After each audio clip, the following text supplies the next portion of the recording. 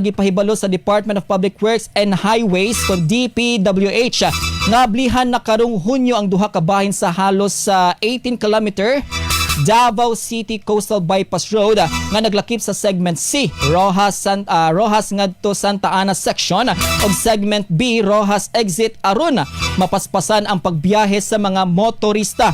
Sumala sa DPWH gikan sa kasagaran nga 45 minutes ang nga pagbiyahe gikan sa turil og poblasyon, mahimo na lang kini ngadto sa 15 minutes pinaagi sa maong dalan. Magsilbi sab nga alternatibong rutang Davao City Coastal Bypass Road aron malikayan ang bugat nga trapiko sa Davao ngadto Cotabato Road ug makatabang sa pagpakunhod sa konsumo sa gasolina sa mga biyahero.